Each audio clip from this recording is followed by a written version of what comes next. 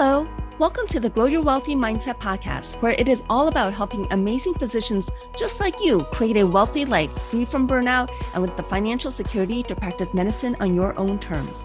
I'm your host, Dr. Elisa Chiang. Hello, and welcome back to the Grow Your Wealthy Mindset podcast. I have my friend, Kate Mangona, and we're going to talk about how money affects marriage. Kate, why don't you introduce yourself a little further? Yes. Okay. So I'm so honored to be here. Thank you so much, Elisa, for inviting me on. My name is Kate Mangona. I'm a pediatric radiologist and a marriage coach. I help women physicians and couples with young children start to have less anger or less resentment in their life and tackle their finance together, create goals, conflict management, shared meaning in their relationship, and enhance their friendships, love maps, and really get to just a better place in their marriage. Now, I am also married to a physician. My husband is a radiation oncologist, specializes in pediatrics and protons, and we have 3 little girls, 1 year old, 3 years old, and 5 years old, and a poodle. So I'm very, very experienced with parenting and wifing and friending and marriage. That's awesome. So today we're going to talk about money and marriage because your brand is medicine, money, and marriage. So that's perfect. Yes. And we're real estate investors too, as you know. So as soon as we got married, we started with our goal of investing in our first house and then our second house. And then it became like apartment buildings. So that has always been a passion of my husband's. And I will say became a shared goal with me very quickly on in our relationship. That's great because I do real estate investing and my husband wants no part of it. I, in fact, have life insurance on me such that if I were to die, he can divest our real estate without worrying about like selling it at a loss. Like he could fire sale it if he needed to and still be able to pay off the mortgages on it. Yes, very smart. So what do you see when you're coaching your clients? What comes up with marriage and money? So, you know what? I actually have one client right now who hired me because she wants her husband to get on board with her with real estate investing. And it turns out, after I started coaching her, and we've met about a handful of times, that it's not even that her husband wasn't on board with her. It's that she wasn't on board with herself. She didn't own the decision. She wasn't making time in her own life to actually invest time sitting down away from her 2 kids, away from her career to just research deals and learn how to research deals, to enter the numbers in, the calculators and figure out, okay, her goal is to own a duplex in the next 3 months. In order to do that, she's got to figure out what deals make sense, which deals will cash flow, what is her goal. And she spent so much of her time worrying that her husband wasn't on board because her husband just didn't have the passion or care that she did, that she just used that as an excuse not to get started.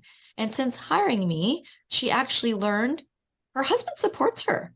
He supports her in the goals. Like he's going to allow her to use the money they have set aside for real estate investing. She's just got to stay on top of her charts. She's got to stay on top of time management, her calendar, like the other things that have actually prevented her from achieving her goal. When she thought it was her spouse, it actually wasn't.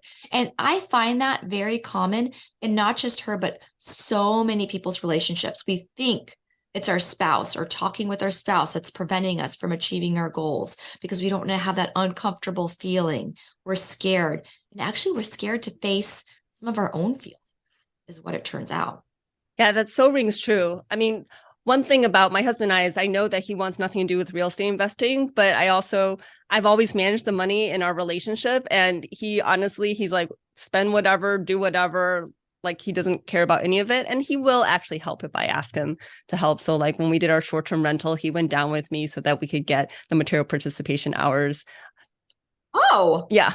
Well, there you go. Yes, he wants nothing to do with it, but he's willing to help you. He's still part of, right, the meaning, the financial freedom you're creating for your relationship. Right. So what do you suggest when you have someone who they're a couple that they're fighting about money? Where do you start? How do you get the communication so that each person really understands each other? Yeah. And, I did, this is always kind of one of those things that people do come to me for, especially when I first started a few years ago. I had a couple clients come to me because their spouse was the spender. They felt like their spouse was the spender. Their spouse never wanted to get on board, sit down and talk about, hey, let's create a budget plan. Let's create a spending plan. And again, okay, it's going to sound like I'm repeating myself, but the issue was all in my client's head, like just not wanting to put themselves in that conversation because not wanting to start a fight. And what I always recommend, the first step is to look at things through their spouse's eyes. Like figure out why they have certain beliefs about money. Like, what is it? Was it something from their childhood? Did something happen? Is something more uncomfortable for them than it is for you? And once you can actually kind of put on their glasses, take their lens, see things through their eyes, which, you know, as an ophthalmologist, you you understand here, then you're able to look at things as a slightly different way. And if that's hard for you, I always recommend the next thing, which is look at things through the perspective of the bird's eye, you know, or if you believe in a God or gods, through God's eyes, the universe. If you believe in the universe's eyes, what would the universe say when you guys are talking about money or bickering over these things? Like, is this that big of a deal? What is the deeper down thing that you're actually fighting about? Because there's probably some hidden dreams, some hidden emotions, some hidden desires that you're not talking about. And so then when you start actually having these conversations, is there some recommendations to say on how to kind of set up this? The ground rules. Yeah. Yes, the ground rules. So, okay. I always think if you can't have this conversation on your own, you need to ask for help, like number one. And that's not a bad idea, right? Hire somebody like yourself, a money coach, like me, a marriage coach. That is totally okay. When you start on your own, what are we going to do? Like when you do hire us as a coach, we're going to teach you like how to talk about these things in an appropriate way, not using words like, you know, like always, you always spend all of the money before we're able to invest any of it. Or you never care about sitting down and talking about money the way I care. Instead, like just being curious, opening yourself up to, okay, I'm, you know, and you can start with like what you're feeling inside, taking responsibility. I'm feeling a little scared that we don't have a handle of the finances right here. And I'm worried for our children's future. I'm worried how we're going to be able to pay for their college. And then maybe just open the discussion up a little bit softer than attacking your partner. Yeah, I think that's great advice. Because a lot of times, a lot of our hesitancy really comes from our own thoughts about what we're doing and our own thoughts about money as well. And, you know, there are many different thoughts that we have about money, especially about, I think a lot of it comes from how we were brought up and how we saw money in our family when we were children, like how our parents spent money. And we tend to often adopt either what our parents did or the exact opposite of what our parents did, right? Yes, I know. It's like, can we learn to just sit with that discomfort a little bit and just allow our spouse to be who they are and still show up with compassion and playfulness? You know, this is especially true for if you identify with more feminine than your partner. You know, how can you make this more playful? And if you're not already connected on a different level, like if you're not already working on your relationship on a daily or weekly basis, setting time to just spend with your spouse for date night or coffee morning, then you need to do that first before you can say, okay, let's have a weekly financial meeting or a monthly financial meeting. You have to be working on your relationship already, that lovey-dovey part. Yes. And then what range have you seen in terms of, you know, some households, the husband does all the finances, or, you know, other households, the wife does all the finances. Sometimes it is shared and they all work on it together. Or sometimes it's actually each person kind of does their own finances. It's kind of separate. And then they have like a joint account that they pay for joint things out of. So of all the couples I've worked with, I will tell you, there's always one person who's more passionate about the investments. They're the visionary. They're like, okay, let's look into the future, what we're going to save, what we're going to invest. Well, I like to, you know, not use the word save so much. I prefer to use the word invest, because if you're saving your money and not investing it, you're actually losing money. as you know. But so there's usually one spouse that's the visionary, that has the big picture. And then the other spouse tends to be more the detail oriented. Okay, let's get the day to day, pay the credit card bills, make sure the electricity is still on, that kind of thing. So it's like you figure out what your strengths are. Are you the visionary? Or are you the let's do the day to day things? And then figure out, and then of these couples, you're like, you're okay. I'll designate you as the CFO for our real estate business. And I'm going to be the one that's at home making sure that we have the right subscriptions, that we're outsourcing the way that makes sense for our family, like, the housekeeper or the cook or whatever. And you've got the big picture. Like my husband, for example, he does not want to spend time paying credit cards. He doesn't want to go, like, I will go through every charge on the credit card to make sure we get rid of those subscriptions we're not using anymore, to make sure we're not charged for twice. Some stores, actually, I've caught that a couple of times, or just like deleting things that we don't need anymore. He doesn't want to see how much we spend on a daily basis. I don't mind that. He wants to go out and make more money, which is great, which is a great goal to have. He wants to invest, most of our money. So I have found very rarely do couples keep their finances super, super separate.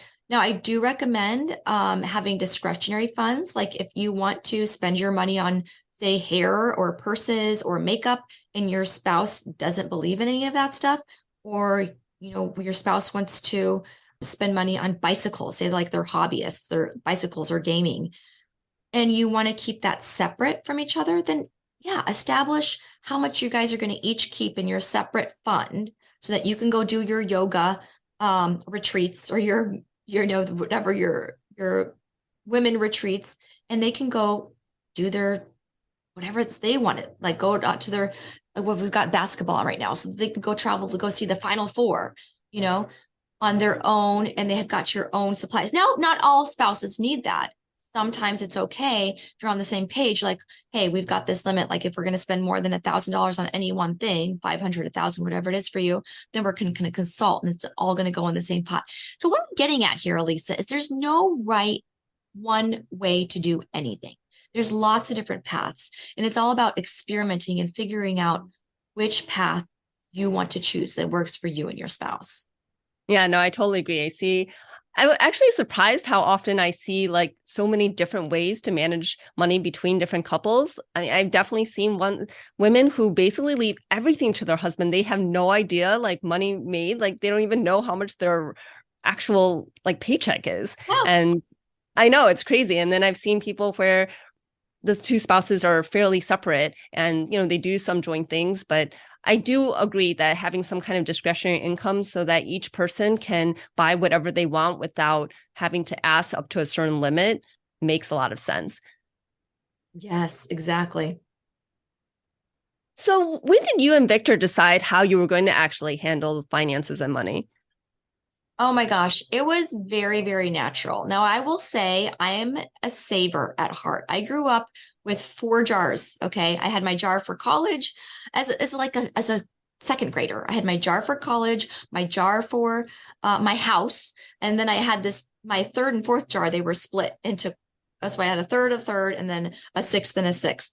And they were split into my future dog fund, and my spend money. So I only, like, of all the money I made babysitting and from Christmas gifts from family members, I put into those 4 jars. So I was an inherent saver. Victor grew up investing. So he grew up seeing his father buy quadruplexes, duplexes, and they only had a few, but that was enough because every weekend they would go and they would do repairs, they would paint, they would turn over every few months, or at least one of them was turning over every few months, and so that was just a way of life. I mean, his mother was a nurse, and then an accountant. He had a mother a nurse, his father was an accountant, and so his father was very financially savvy and knew that if they ever wanted to retire and live a nice life and still have cash to travel in their retirement days, they would need real estate. I mean, that's what rich people do. Rich people have real estate. So Victor already had that ingrained in his mind. I had several family members try to encourage me to buy a property in med school and rent house hack, do that in residency. I had my father wanted me to do it in med school. My uncle wanted me to do it in residency. The problem was I didn't see it. I didn't see anybody I knew actually doing it on a day-to-day basis. I was just told, do this. This is the smart thing to do. And I didn't believe it. But once Victor grew up believing it. So once we got married, it was just like when we were going house hunting, he ran all these numbers through his calculator in his brain, like what's going to make most sense here? What's going to have the most exit strategies? Can we rent this long term? Can we rent this short term? Can we sell it? What are our exit strategies? Because we didn't believe that we were buying our dream house when we bought our first house. And I guess I had so much inherent trust in Victor. I just knew I'd known him for several years. We had been friends for 4 years. We had dated for a year. I knew that whatever he put his mind to want to accomplish, like he comes up with dreams. You've got these people who come up with dreams and they don't, right, go for them. He goes for them and he achieves every single one of his dreams. Like if he says this out loud, it's going to happen.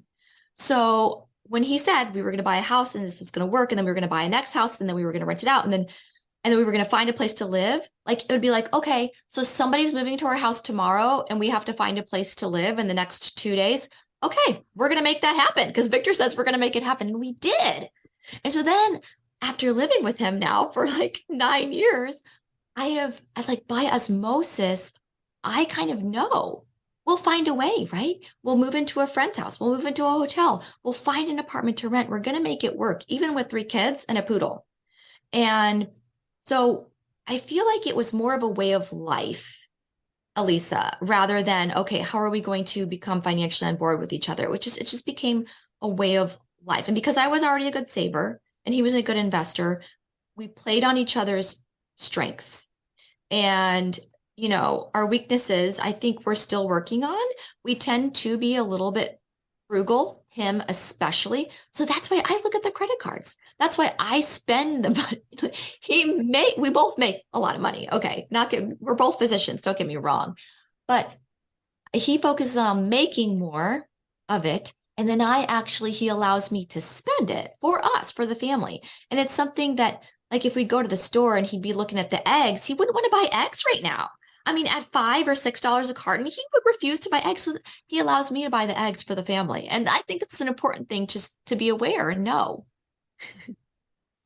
Yeah, it's so different than my husband and I. So he has a lot of money issues from how he grew up. His parents got divorced when he was 1, and his father actually didn't pay any child support or spousal support until his father got remarried and then had children. And I mean, this is my speculation, that his father kind of clicked, was like, oh, I have this other son I should also be taking care of. So then he started actually giving money just as child support, but it wasn't like mandated. So his mother started using my husband as a way to get money. And my husband hated it, right? Because now it was always like, go ask for this, like ask for this money. And when he was with his mother, his mother was like overly frugal. Like they literally would put pens in the oven to like get the very last drop of ink out of pens. Yeah. Like, and his father was fairly well off. He's an entrepreneur, part of an appliance company. And so every time he visited his father, it was like they went to Target, all of them got a toy.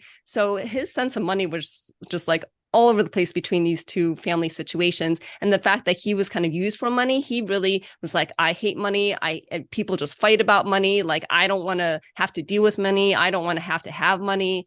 Yeah. So I've always known that about my husband since we started dating. So I've always just taken care of all the finances. So, I take care of paying all the bills and going through the credit cards, and luckily he doesn't actually spend a lot. So, he gets his discretionary income and he never spends even, what he has for his discretionary income. And he's really happy with not that much. But it's funny because he'll go buy groceries and he has no idea like how much things like cost. Like he's just like, okay, we just need this, and he'll get it, right? Like, like I was just talking to him the other day, and So I had made lunch and I made him a turkey burger and me a fish burger. And I was just kind of remarking, I was like, if you went to a restaurant now, this would be like, a $15 to $20 meal, for his like 3 years ago, it would have been like a $10 meal. And he did agree with me to some point, but he's like, yeah, how much do you think this meal costs right now? And I was like, well, since you've taken over the grocery shopping, I'm not actually sure the price, because I would actually, like, when grocery shopping, it wouldn't necessarily stop me from buying what I wanted, but I would pay attention to the price. But he like had literally gone grocery shopping just that morning, and he was like, yeah, no, I don't remember how much any of it costs. Amazing. No, I know. I know. You got to eat, Elisa. Yeah. Yeah, but no, he's really great. But I mean, he just has a grocery list, and if I need something, I'll throw it on his grocery list, and he just goes and gets it. And there was a time where we kind of fought a little bit about this. I remember like he had to go get like khaki pants, and so he would just walk into the store, find his size, buy it, and walk out. And he wouldn't try it on. He wouldn't look at the price. And this was when we were still in undergrad, because we actually met when I was really young. We met when I was a senior in high school and he was a freshman in college. So we were dating all through college. And we kind of, I mean, even when we weren't married, we're still, I don't know, like, I guess I felt like I was like kind of quote teaching him about money a little bit. I was just like, oh, wait, you just bought like $100 pair of khakis when they sell khakis for $30 in another store? Like we're college students. That sounds ridiculous, right? Like, and he's like, well, I don't know what they cost. And I was like, yeah, you didn't even try them on. Like, you don't even know how they look on you. Oh man. Well, and I remember fighting about it. And now, I mean, he doesn't buy clothes often, but I'm just like, okay, his discretionary fund, whatever. yes, that kind of very valid. He does price compare a little bit more now. And honestly, I often have to just be the one to buy him clothes, because he really doesn't like going clothing shopping. He doesn't buy them anyway. So that $100 pair of khakis might have lasted him 20 years. Well, actually, he tends to wear the same things over and over again. So he does wear his clothes out. Okay. Price per wear, very important. Yeah, but it's amazing how different people think about money. And so when you get two people together and they think very differently about money, that can, cause a lot of strife, anger, arguments, and probably I believe one of the largest causes of divorce is due to fighting over money. Right. No, and that's important to know about. One of the Gottman principles, I became a Gottman leader last year so I could teach their Making Marriage Work program for couples. One of their principles for making marriage work, their 7 principles, is that you need to know the difference between your solvable and your perpetual problems. And it turns out that 69% of all marital problems on average are perpetual, and only 31% are solvable. That seems pretty low, right? Like when you imagine, oh my gosh, okay, so a majority of my problems are never gonna resolve. There's not a fix. There's not an easy end. But it's actually a good thing to just know and be aware of, because you don't actually have to try then. You don't have to discuss it every night before you go to bed. You don't have to resolve anything. You just have to know, like you do. My spouse thinks differently about money than I do. He grew up with a different philosophy, a different way of just a different headspace around money. And you just understanding that can help frame your situations and your scenarios in your life slightly differently, so that you're not fighting about it, so that you're just more understanding and compassionate about it. Yeah, I think that's really good to know that a lot of things are just not solvable. So you learn to accept. And if it's a deal breaker, then maybe that's the deal breaker. But if you want to make it work, you accept it, change your mindset about it. And your marriage can still work if you don't have the same mindset when it comes to finances. It can still work. But yeah, how do you want it to, right? Do you want it to? Can you accept that? That's the question. Yeah. And I don't know how many couples actually talk about how they want to manage money together before they actually get married. Do you have any idea? Well, it was a requirement in the Catholic faith. Victor and I are both Catholic. We had to discuss all the major topics, intimacy, parenting, religion, finance. We had to take a test, a premarital test, actually online, got our results back, compared it, talked to a psychologist over 3 visits. But you're right about that. I feel like a lot of people probably, I feel like a lot of people that we know and that we hang around, they probably do, because we talk about money, we talk about finances. Plus, later in life, if you're getting married slightly later in life, like if you're physicians, you focused on your career first, then you look for a mate. We tend to kind of just grow up with a certain, okay, this is how I'm going to manage my money. This is what I'm looking for in a spouse, how they want to manage it. Or you just decide to keep it separately, right? You can do a prenup. You're just going to keep things separate to this so that you each can have your own way of being in your own space. And then you come together in different aspects of your life. There's just no right one way to do any of it. Yeah, so tell me more about what you had to do. So is it all Catholics when they get married, they go through this process? Yeah, you have to do, what's it called? There's a couple different courses you have to sign up for. The family planning course, where they talk about abstinence and the use of contraception, which, okay, I'm not going to go there, because although, I am a Catholic of faith, I feel like you will find this. There's a lot of New Age Catholics or modern Catholics. We're still going to, have an IUD. We're physicians, use birth control. We don't want to, and especially for people who don't have the means to support it. What are we going to tell them? So there's that. But then also this premarital class we took, the quiz we took with a psychologist, I feel like that's a lot of churches recommend it, not just Catholics. I don't know the percentage, but I feel like it's something anybody can do, even if they're not Catholics or religious. Like, you just go online, you find premarital quiz. We can probably find one right now if we Google it, and you look for, or you know what? The other thing is YNAB. So YNAB stands for You need a budget. You Need a Budget. So if you go to ynab.com, or You Need a Budget, I think it's .com, there is a list of 80 questions, financial questions. And there's like 20 if you're dating, there's 20 if you're premarital, there's 20 so there's different questions you need to ask at every stage in a relationship, finances. And I found that page very helpful. I direct my clients to it, but you definitely look up that quiz if you haven't been married, or you're thinking about getting married maybe again, or you're ready for that next step. Take that quiz, see where you're in alignment and where you're not with your spouse, because that could save you from emotional destruction, financial destruction in the future, and maybe just bring up topics that may come up in the future just to kind of get you warmed up. Yeah, I remember there was a book, Smart Couples Finish Rich, by I believe the author was David Bach, and that had come out at the time where I was kind of doing a lot of reading on personal finance. And I was already married at that point, but I remember making my husband do these financial dates.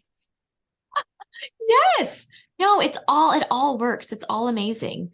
Victor and I still get together, even though we've been married for 8 years now, and we'll talk about taxes or finances occasionally. Now, there's definitely some things he wants to do by himself. Like, we've learned, when we do taxes together, it takes months and months. So he just does it on his own because he doesn't have time to explain. We both don't want to spend the time explaining it. And I'm just going to focus on other things. That's totally okay. Yeah, I was just thinking, actually, my husband and I are celebrating our 23rd anniversary in less than a month. 23? Oh my gosh. What year did you guys get married then? 2000. 2000. Oh yeah, that's easy. Yeah, 2023. 2000. Oh my gosh, you were babies. Yeah, I know. I was just thinking when you said 9 years, I'm like, oh, that is a long time. I was like, wait, I've been married a super long time. Wow. And it's Yes. funny, I do remember at some point reading some papers on about Gottman, or reading a book that mentioned Gottman and how he was able to predict, after like a fairly small amount of interaction with a couple, whether or not they would get divorced and last. And a lot of it was due to the language they used with each other. And I remember thinking, I was like, oh, I need to change some of my language. Yeah, no, he is really good. From me being a Gottman leader, I can't do it, but he researched for decades and decades and decades. I mean, over 40 years of research into the Love Lab. And he, within like a 20-minute conversation with a couple, or even like a 15-minute, within the first 3 to 5 minutes, he can predict if that couple is going to be divorced in the next 7 to 10 years. And he has the 6 predictors of divorce that he goes over in his book. And I actually have a marriage challenge on my website that people can take, where I go over one a day. I go over one predictor a day so that you can become aware. Does this apply to your relationship? Or it's not even if, it's usually it does, but when, and how can you work through that? How can you avoid falling into that trap? What can you do? So go take that, the 6-day marriage challenge on at medicinemarriageandmoney.com. So, but that is so important. And it's good to realize that even if you do exhibit those 6 predictors of divorce, if you're discovering it now, like, give yourself a pat on the back, give yourself a big hug, because now you've drawn awareness and now you can apply those steps to move on. Because people tend to get divorced, and the Gottman Institute did show this. People tend to get divorced at 7 years, at 14 years, at 21. It's not like a 7-year interval, because it's like the stage of life you're in. So yeah, 23. So you just passed it, Elisa. You're like safe 3 times. Okay. So you're still in it to win it. And remember, you get to choose love every day. You may fall in love by chance, but you stay in love by choice. Oh, I love that. That's beautiful. Can you just quickly summarize the 6 predictors? I know you've got a lot more explanation on your website, but. So the 6 predictors, let me think of those. Okay, so the harsh startup, that's number 1. The 4 horsemen is number 2, and they are criticism, defensiveness, contempt, and stonewalling. Let's see, that's 2. Number 3, 4, and 5 would be like emotional flooding, body language. Oh, I know. Number 6 is bad stories, holding on to luggage or holding on to bad stories, right? The things that we think are true or facts in our life, we're just making up these stories. So that, I think I've covered almost all of them. I might be missing one. Those are the predictors of divorce. And you typically exhibit 1 or 2 of them in your relationship on a daily basis or a weekly basis, depending on how frequently you do interact with your spouse. But the key is to repair that, right? Oh yeah. And then that's one of them, is failed repair attempts. That's the one I was missing. If you're not actually seeing when your spouse is reaching out to you, when they're like giving you that limb, they're like that willow branch, like, come be with me, I love you. But it doesn't manifest that way. It doesn't look that way. It may look like anger. It might look like sadness. And then you might be standoffish, or you might decide to stonewall and go into your shell. When actually, what if you did the opposite? What if you opened up? What if you showed up the way love would show up, unconditional love, and you just accepted the willow branch? You didn't have to say or do anything in particular. You just accepted it. What would your marriage look like then? It would be a lot stronger. It's funny because basically all the 6 have some realm of communication and a little bit of mindset, and none of them actually directly point to money. No, you're very true. Like, money comes under the 7 principles of marriage. It's one of it goes like, it's in the topic. Yeah. It's not like, okay, in order to stay married, you need to work on money. You need to work on intimacy. It's like, let's work on the mindset, everything around it, communication. Everything else will fall into place. Yeah. And I think that just shows why coaching is so powerful, because it is all about working on mindset, and then you can change how you communicate after you've changed your mindset about it. Exactly. So that's good to know that no matter what background about money your spouse has, whatever the thoughts they have about money your spouse has, it's all workoutable. It is. It's all figure outable, right? Yeah. So, well, thanks so much for coming on the podcast today. I think our listeners are going to get so much out of this. So what coaching offers do you have right now? Yeah. So currently I'm actually, I don't know when you're going to publish this, Elisa, but I'm starting my Making Marriage Work program for couples tomorrow, March 21st at 7:30 p.m. I've got several couples signed up for that already. I have a few more spots available. That is my primary couples offer. And then I've got another group program for women physicians where we just work on marriage, unconditional love, playfulness and compassion. And then I've also got my one-on-one offer where I just work with clients one-on-one. The group program, the group setting is definitely the place I think everyone should start. But, for those people who are a little bit more shy and personal and just want to work one-on-one with me, that's when they tend to sign up for the 3-month 10 sessions. And we work on their goals. We work on communication, really just figuring out where you're angry, where you're not happy, where you're not creating joy in your life anymore, and turning that around, like figuring out what your needs are, why you're not listening to your needs, and how you can start listening to them so that in turn, your relationship can grow. The romance can be there again. And this is so important for your kids. If you have kids, because they are watching and they mimic everything. If you're setting a bad example in your marriage and even to yourself, how you treat and talk to yourself, do you want your kids to walk around and think negative thoughts the way you think about yourself or be angry and resentful the way you are in your marriage? You don't. You want the best for them, which means you need to want the best for yourself today. Oh, that's lovely. And where can people find more information if they're interested? Yeah, go to my website, medicinemarriageandmoney.com. I'm also on Facebook, Kate Mangona, and I have a Facebook group, the same name, Medicine, Marriage, and Money. So come find me. It's open to all. It's an open Facebook group. Mostly I've got physicians in there, and we have helpful relationship couples advice every day. That's great. Do you work with just heterosexual couples or do you work with all couples? Nope. I work with all couples, same sex, different sex. It does not matter.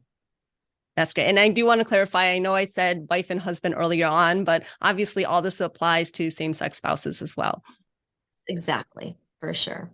Now, all religions, all walks of life, we are inclusive and equitable at Medicine, yes. Marriage, and Money. Yes, and same thing with Grow Your Wealthy Mindset. If you have any concerns about your marriage, if you want to develop a stronger marriage, even if you've got a great marriage and you just want to make it even better, certainly seek Kate out. She is an amazing marriage coach. And as you just heard, it's all about communication between you and your spouse. And that really comes with how you're thinking about how you're communicating and the mindset. And coaching is just such a powerful tool. Thank you, Elisa. Thanks for coming on. And thanks for everyone for listening to the Grow Your Wealthy Mindset podcast. If you enjoyed this episode, I would love it if you could share it with your friends and colleagues. And now for the disclaimer. I am not a certified financial planner, accountant, or attorney, and nothing I say should be construed as professional investment, tax, or legal advice. This show is primarily for your education and entertainment. I am a physician, but I'm probably not your physician. So if you need any medical advice, please contact your own physician. Thank you.